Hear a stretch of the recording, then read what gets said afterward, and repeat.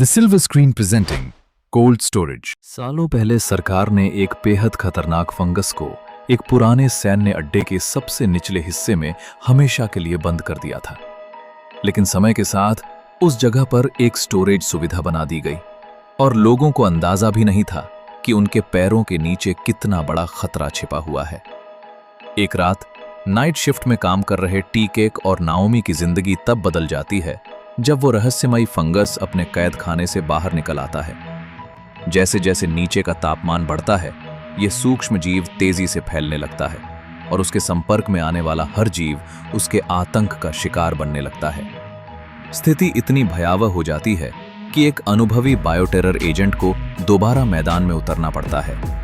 अब T-cake, Naomi और ये एजेंट मिलकर उस अदृश्य दुश्मन को रोकने की कोशिश करते हैं जो हर गुजरते पल के साथ और भी ज्यादा शक्तिशाली होता जा रहा है। लेकिन समय बहुत कम है। अगर वे इस तेजी से बदलते हुए खतरे को नहीं रोक पाए तो सिर्फ ये सुविधा ही नहीं बल्कि पूरी मानव जाति विनाश के कगार पर पहुंच सकती है। कहानी की शुरुआत साल 1979 से होती है, जब अंतरिक्ष में मौजूद स्काई लैब धरती की ओर गिरने लगता है। उसका ज्यादातर हिस्सा जलकर राख हो जाता है, लेकिन एक ऑक्सीजन टैंक सुरक्षित बच जाता है और ऑस्ट्रेलिया के एक खेत में आ गिरता है। वहां रहने वाला किसान उसे एक यादगार चीज समझकर अपने छोटे से म्यूजियम में सजा देता है। लेकिन उसे बिल्कुल भी अंदाजा नहीं होता कि इस टैंक के अंदर एक बेहद खतरनाक फंगस मौजूद है जिसे अंतरिक्ष में रिसर्च के लिए भेजा गया था। कई साल बाद जब किसान टैंक को साफ करने की कोशिश करता है, तभी वह फंगस बाहर निकल आता है। अब यह पहले से कहीं ज्यादा ताकतवर और खतरनाक बन चुका होता है। कुछ ही समय में वो किसान और आसपास के कई लोगों को अपना शिकार बना लेता है।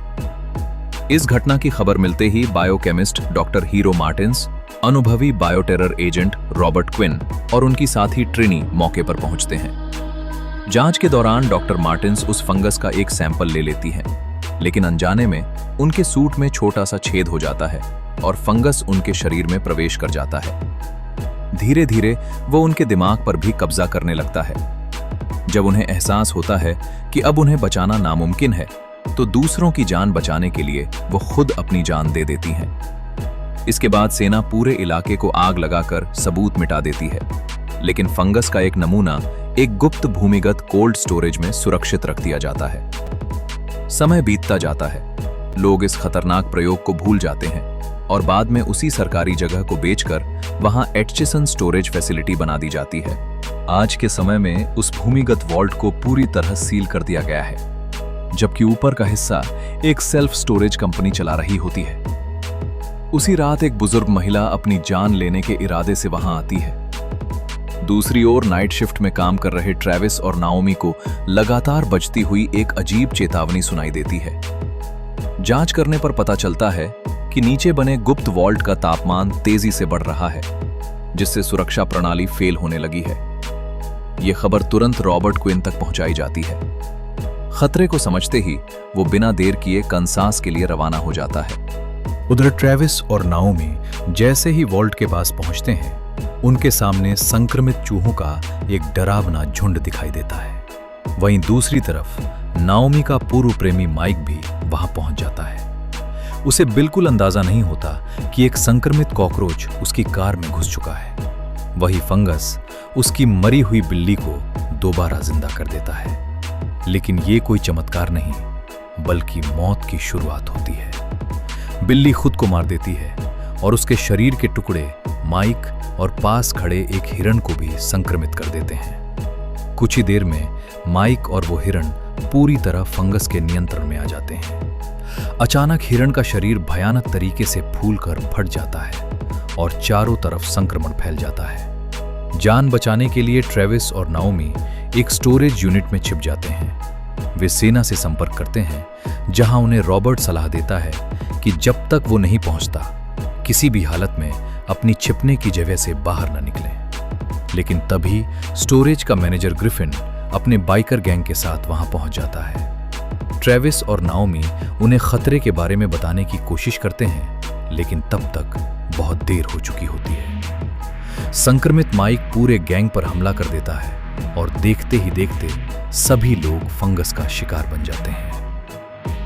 इसके बाद माइक नाओमी और ट्रेविस को संक्रमित करने के लिए आगे बढ़ता है, लेकिन तभी बूढ़ी दादी जो यहाँ पर सुसाइड करने आई थी वो खुद माइक के ऊपर गोली चला देती है और माइक बुरी तरह फूलकर फट जाता है। दूसरी ओर ग्रिफिन धीरे धीरे और आगे बढ़ता है। उसे अपने साथी नहीं दिखाई देते। कुछ दूर उसे हिरण की लाश का मलबा दिखाई पड़ता है। अब वो पूरी तरह स्तब्ध हो जाता है। वहीं ट्रेविस बूढ़ी दादी से बंदूक लेकर फिर उसे डस्टबिन में डाल देता है और ग्रिफिन के पास जाकर उसे पूरी बात बताता है। तभी अचानक स्टोरेज से आवाज आती है और गोली चल जाती है जो सीधे ट्रेविस को लगती है, मगर वो बच जाता है। फिर ग्रिफिन उसे स्टोरेज का दरवाजा खोलने पर मजबूर करता है क्योंकि अंदर कोई और नहीं उसके गैंग के सदस्य थे जो अब इंसान नहीं हैवान बन चुके हैं। लेकिन तभी किसी तरह ट्रेविस नाओमी के साथ वहां से भाग निकलता है। इसी बीच रॉबर्ट वहां पहुंच जाता है। उसके पास एक छोटा लेकिन बेहद शक्तिशाली न्यूक्लियर डिवाइस होता है। उसकी योजना साफ होती है, इस बम को वॉल्ट के बाहर लगाकर पूरी इमारत को अंदर से खत्म कर देना ताकि फंगस का एक भी निशान जिंदा न बचे। उधर ग्रिफिन स्टोरेज का दरवाजा खोल देता है और भयानक नजारा देखकर उसका दोस्त मलबे में गिर जाता है और संक्रमित हो जाता है। लेकिन वे ग्रिफिन को कुछ नहीं करते और उसके साथ साथ चलते रहते हैं। लेकिन ग्रिफिन की सबसे करीबी साथी संक्रमित होने के बाद मर जाती है और ग्रिफिन वहां से चला जाता है। दूसरी ओर ट्रेविस और नोमी फंगस को मिटाने के लिए निकल जाते हैं। रॉबर्ट फिर कार के टायर पंचर कर देता है ताकि यहां से कोई भी बाहर ना निकल पाए। तभी ग्रिफिन का साथी रॉबर्ट के सामने आ जाता है और रॉबर्ट बिना हिचकिचाए उसे गोलियों से भून देता है। लेकिन इसके तुरंत बाद वो खुद भी दर्द से तड़पते हुए नीचे गिर जाता है। ट्रेविस और नाओमी अपनी जान जोखिम में डालकर बम को सही जगह तक पहुंचा देते हैं।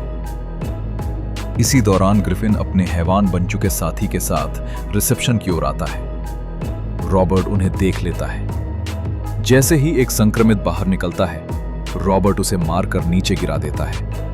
लेकिन ग्रिफिन रॉबर्ट की बंदूक की गोलियों से बच जाता है। कुछ देर बाद रॉबर्ट घायल होने लगता है, लेकिन तभी वह संक्रमित दोबारा उठ खड़ा होता है। इस बार खुद ग्रिफिन उसे गोलियों से उड़ा देता है। इसके बाद ग्रिफिन बाहर निकलता है और फिर रॉबर्ट के पास जाकर कार की चाबी लेने की कोशिश करता है। तभी ट्रिनी समय पर पहुंचती है और ग्रिफिन को खत्म कर देती है, जो रॉबर्ट की कार चुराने की कोशिश कर रहा होता है। आखिरकार तीनों किसी तरह वहां से निकलने में सफल हो जाते हैं। उनके दूर जाते ही जोरदार धमाका होता है और पूरी स्टोरेज फैसिलिटी आग के गोले में बदल जाती है। इसके साथ ही उस जानलेवा फंगस का हमेशा के लिए अंत हो जाता है। कुछ दिनों बाद रॉबर्ट अस्पताल में भर्ती होता है, जबकि ट्रेविस और नाओमी अपनी सामान्य जिंदगी में लौटने की कोशिश करते हैं। टीवी पर रॉबर्ट को पूरी दुनिया का हीरो बताया जाता है। वहीं सेना की लापरवाही की जमकर आलोचना होती है। आखिर में पता चलता है कि एबिगल नाम से रॉबर्ट से बात करने वाली अधिकारी का असली नाम ईशानी था और उसी ने इस पूरे गुप्त ऑपरेशन की सच्चाई मीडिया तक पहुंचाई थी। ये कहानी खत्म हो गई, लेकिन हमारी अगली कहानी इससे भी ज्यादा खतरनाक और हैरान कर देने वाली है। अगर आपको ऐसी अनसुनी और दमदार फिल्मों की कहानियां पसंद हैं, तो अभी चैनल को सब्सक्राइब कर लो। मिलते हैं अगली कहानी में।